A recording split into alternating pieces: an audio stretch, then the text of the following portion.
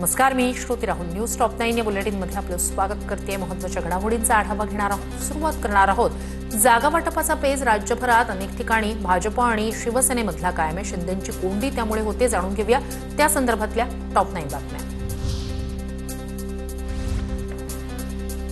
भाजपकडून शिंदेंची कोंडी. ठाणे, नवी मुंबई, पुणे, अमरावती, संभाजीनगरमध्ये जागा वाटपाचा पेच कायम. तर ठाण्याबाबत उद्यापर्यंत निर्णय घ्या. ठाण्यात तुमच्यासह किंवा तुमच्या विना लढण्याची भाजपची तयारी. भाजप आमदार संजय केळकर यांचा अल्टिमेटम. तर डेडलाईन वगैरे गोष्टी नसतात. संजय केळकरांच्या अल्टिमेटम नंतर खासदार श्रीकांत शिंदेंचं उत्तर, महायुती झाली पाहिजे. फडणवीस आणि शिंदे साहेब प्रयत्नशील आहेत, असंही वक्तव्य.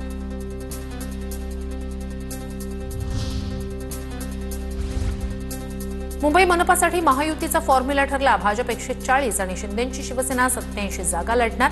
तर आरपीआयला भाजपच्या कोट्यातून जागा दिल्या जाणार, सूत्रांची माहिती.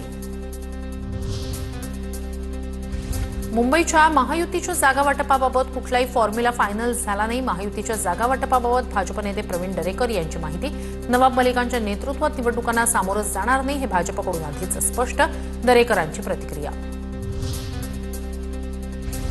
मुंबई पालिकेसाठी भाजपचे 100 उमेदवारांची पहिली यादी तयार. सोमवारी यादी जाहीर होण्याची शक्यता. बंडखोरी टाळण्यासाठी भाजपची सावध भूमिका. नवी मुंबई महानगरपालिकेसाठी युतीत लढावं ही आमची भूमिका. मात्र युती न झाल्यास एकला चलोरेची भूमिका. शिंदेंच्या शिवसेनेचे उपनेते विजय चौगुलेंकडून स्पष्ट. सेनेकडून भाजपसमोर 57 जागांचा प्रस्ताव. पुण्यात महायुतीत 35 जागांसाठी शिवसेना ठाम. तर भाजपकडून अवघ्या 15 जागांचा शिवसेनेला प्रस्ताव.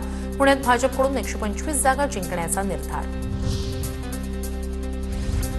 पुण्यातील उमेदवार यादी 28 तारखेला जाहीर होण्याची शक्यता. 100हून अधिक नावांवर मुख्यमंत्र्यांचं शिक्कामोर्तब. 28 तारखेला पुणे भाजपच्या कोर कमिटीची मुख्यमंत्र्यांसोबत बैठक. भाजपची एकच यादी जाहीर होणार. छत्रपती संभाजीनगरमधील महायुतीच्या जागा वाटपावर तोडगा नाहीच. 6 बैठकांनंतरही जागा वाटपाचा पेच कायम. 50-50% जागांच्या फॉर्म्युल्यावर तिढा कायम. तर सकारात्मक चर्चा झाली. लवकरच तोडगा निघेल, अतुल सावेंची प्रतिक्रिया.